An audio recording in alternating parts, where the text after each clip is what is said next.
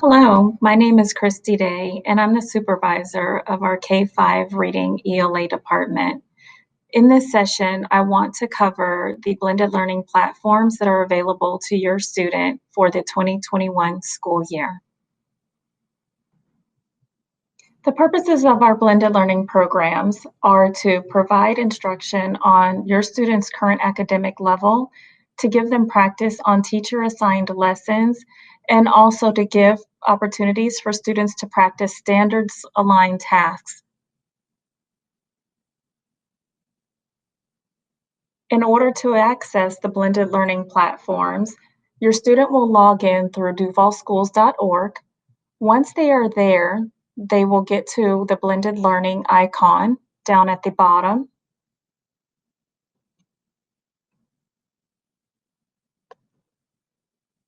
And here is an example of what you'll see on the blended learning page. In order to access one of these specific blended learning programs, you want to select the icon that is beside the actual blended learning platform name.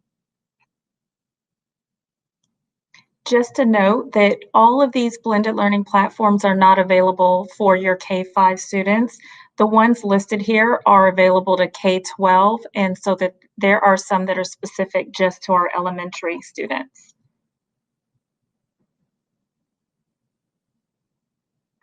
The first blended learning platform that we're going to cover is iReady. iReady is used for diagnostic and instructional purposes. What we mean by that is this test will actually test in several different domains, for example, phonics, comprehension, vocabulary. So it helps to give us as educators an idea of where the student may need more help and where the student is flourishing in particular areas. iReady is covered in the subjects of reading and math and is available to all students in grades K through 5. The uh, blended learning platform here is going to provide the student with individualized instruction that is going to be based on the student's unique needs. And the recommended usage for this platform is 30 to 45 minutes per week, which includes school use. So you want to be in connection with your child's teacher to make sure that they are completing the iReady in school or that they need to do it at home. So what do our students do in iReady? First, they'll take a diagnostic that will help the students and teachers know where they're falling within their blended learning platform. The diagnostic creates a learning path for them. From there, the students will work on their learning path daily. Lessons are assigned primarily through how the students do on their initial diagnostic. Green lessons, but teachers also have the ability to assign additional lessons, which are considered extra lessons, and those are the blue lessons. And all lessons have a tutorial, practice, and a quiz that accompanies it. Students are given 2 chances to pass a lesson before they're moved on to the next lesson. So what will the students see when they log into iReady? When they initially log in, they're going to be given an option to choose between reading or math. They'll choose whichever subject is they've been directed to use by their teacher. Here we see what the screen looks like for a student in grades K2 versus grades 3, 4, and 5. So on the left is your screen for students that are in grades K2. You're going to see a set of lessons that are teacher assigned. Those are in the blue. And you see the ones in My Path that are in green. The difference between these are the teacher has assigned specific lessons that that teacher would like to see. It may be something that goes along with a lesson that the teacher is teaching in the classroom, or it could be a more standards aligned lesson that the student needs additional practice with. The My Path lesson is based on how the student is performing within the platform and also based on the information that was gathered from their diagnostic. On the right of the screen, you see what the students will see when they log in for grades 3, 4, and 5. It's a similar situation, except now we're seeing the students have multiple lessons to the left, and it also lets them know what's current and what is past due. And we've got to the right of it the lesson that is next for their individualized instruction. I want to bring a couple of things to your attention. In the event that the student is going to go from reading to math within the same platform or the same session, at the top left-hand corner of the screen, the student can toggle between the subjects, reading and math. And also at the bottom, the student can see what lessons they still need to do, complete, either by their teacher or on their individualized path. They can see their progress as well as um, see a reward center for them for my stuff. So if we go into my progress, this is what the student will see. Here it lets the student know, and you as well, how the student is progressing through the platform. So this will give you an example of which lessons the student has completed and how they've done. This will also let you know where the students are in terms of completing specific lessons.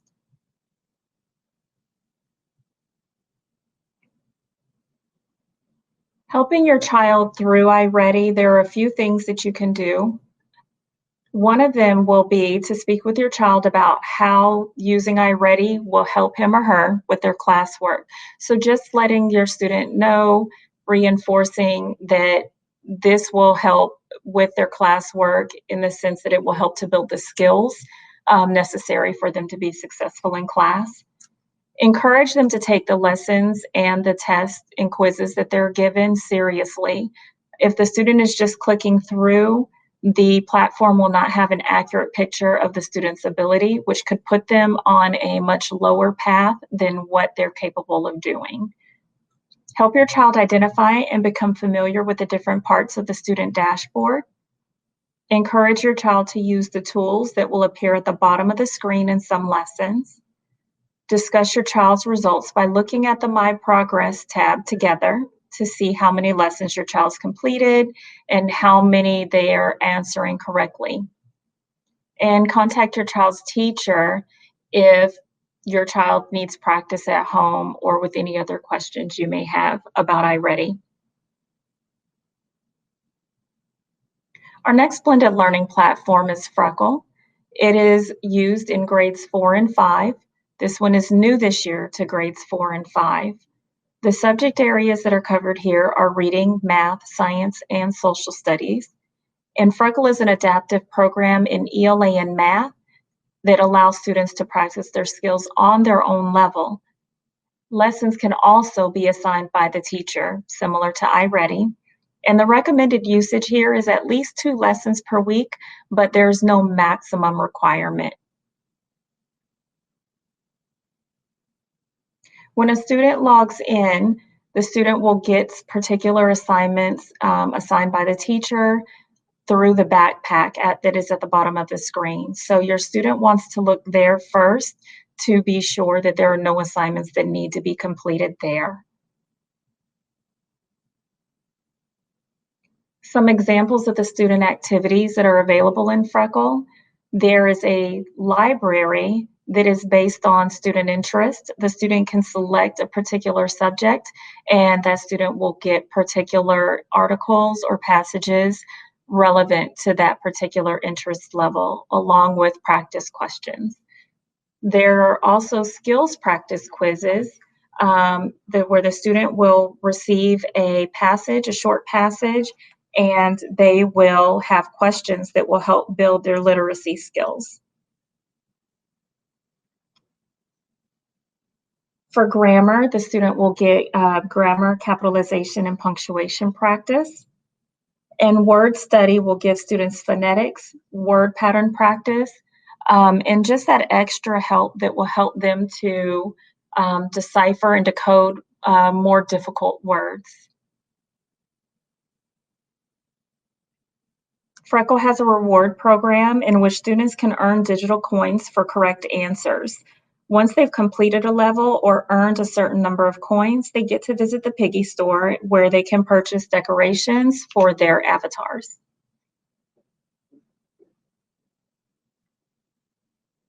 Our next platform is Achieve 3000, which is available for students in grades 3 through 5.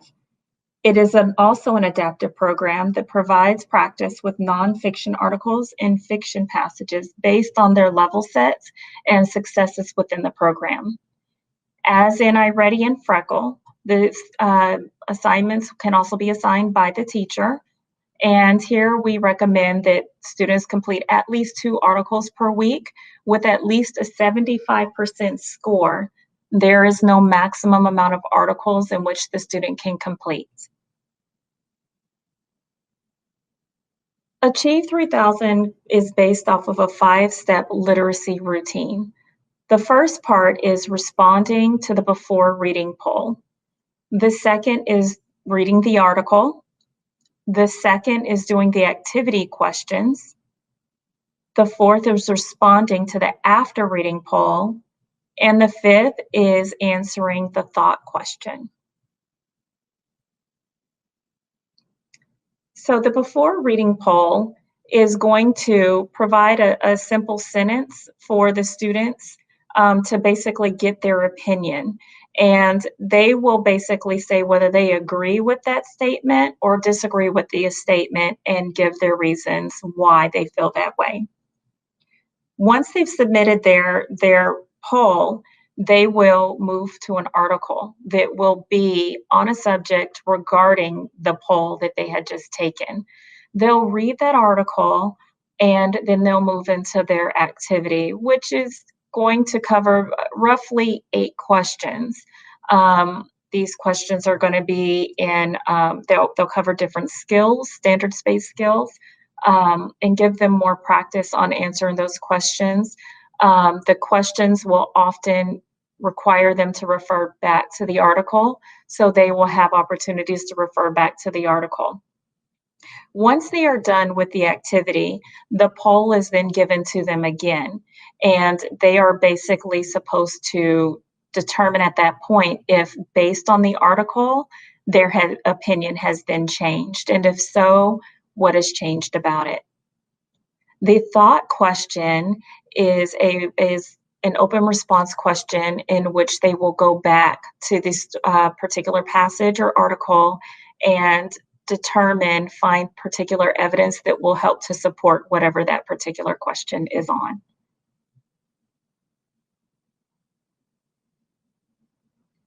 So here I just wanted to make note of what Lexile scores are so that you're just familiar with it. A Lexile measure can be interpreted as the level of a book that a student can read with 75% comprehension. The range shows where they should be. So if we're looking at grades 4 and 5, for example, we would expect a student in those grade levels to fall between a 740 Lexile all the way up to a 1010 Lexile.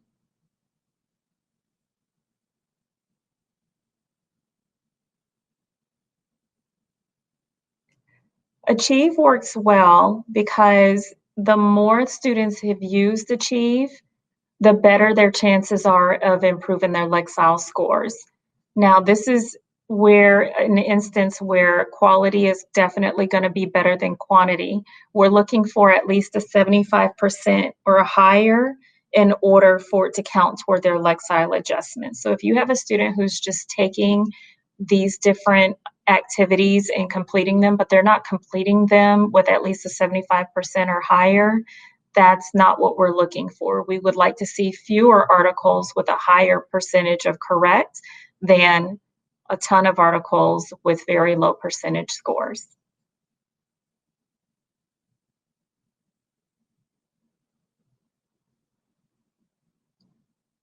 Something to note for being able to help your child determine a good range for picking out books for them.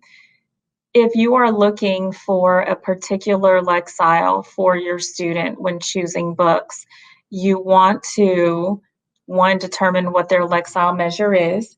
Your teacher can help you with that information either through the iReady reports or Achieve 3000 reports. You can go 50 Lexiles above or up to 100 Lexiles below their reported Lexile measure. So if your student, for example, Lexile was reported as being a 700, you don't want to go any higher than a 750. You want to not go any lower than a 600 Lexile in order to stay within their Lexile range.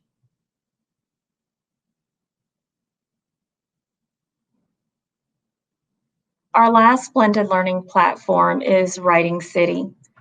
We have this platform for students in grades K through 3, and it's based on our best practices like Writer's Workshop and the 6 Traits of Writing. It teaches 100% of our state standards for writing and grammar conventions.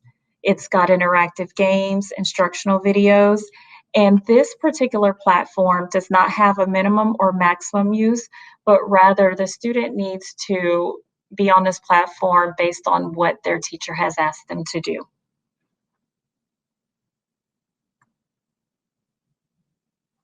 So for a student that is in grades K or 1, they will have particular assignments. The week 1 homework is an example. Here we're seeing that the student has a mini lesson to complete. So when they're logging in, their teacher will have already assigned them what they want them to do, and there will be icons in which the student can click on to complete whatever it is that teacher would like to be done. The student platform in grades 2 through 3 is a little bit different. There's a little more there. They've got an opportunity to play specific games under assignments. There's also a free write opportunity. Students can see actual lessons being taught.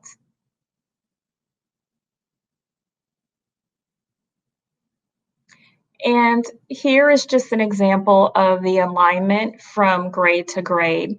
So here we're just looking at kindergarten versus 3rd grade. And I just wanted to show you that it's very in sync from grade to grade in terms of what their focuses are.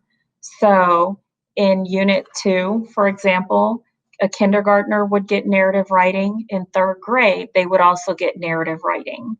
In Unit 3A, we're seeing narrative writing again in kindergarten, whereas Unit 3A and 3rd grade, they're going to informative explanatory writing. Although there are different unit numbers, if you can look in kindergarten, you can see that the sequence is narrative to informative to opinion writing. And in 3rd grade, we've got the narrative to informative to opinion writing. So the sequencing is still the same, although the focus and the details may be a little bit different.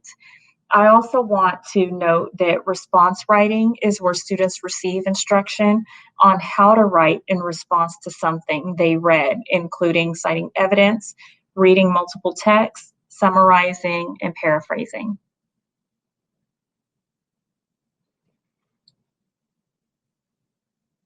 So how can you help your student become a better reader? Some of the things that you can do for your student is to talk to them and expose them to a variety of words. Vocabulary is so important. Ask them questions. Make reading a regular activity, not only for your student to do on a regular basis, but also setting the example by letting them see you read on a daily basis. That's modeling for leisure, and encourage activities that require reading. It could be something as simple as when you're going to a restaurant, asking your child to read the menu for themselves or to try to pronounce some of the words that are there. And how can you help your child with blended learning platforms? One thing you can do is talk to your child about doing their best.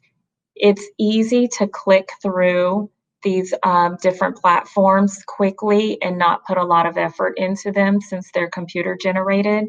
We want to discourage that and make sure that they are really paying attention to the questions that are being asked and that they're paying attention to the directions that they are being given.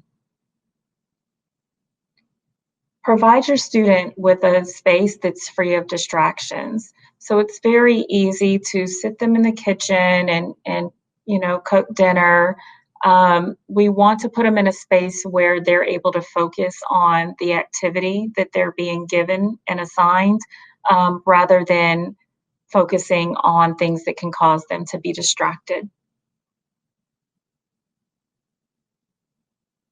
Remind them to think their answers through before they click.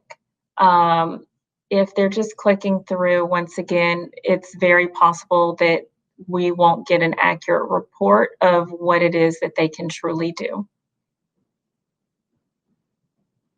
Encourage your child to use the tools provided during the lesson. So there are sometimes calculators are available, the glossaries can come off to the side.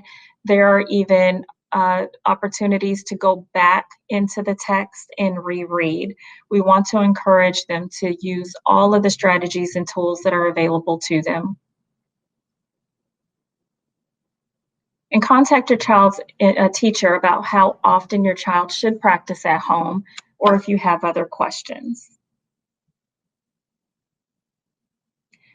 Parents, you're being asked to monitor your usage at home, but only help a student with technological assistance. So we don't want you to help them, for example, through a diagnostic test or a quiz, because most of these programs are going to be adaptive in nature. If you're helping them get through the programs, you are likely going to put them on a much higher learning path than what they're able to do at that point, which will cause frustration levels. So, we want to make sure that the student is doing their best and they're doing it independently and not with any help other than technological issues. Should you have any additional questions specific to your child's progress on any of the platforms you have seen, please contact your child's teacher and schedule a conference. Thank you.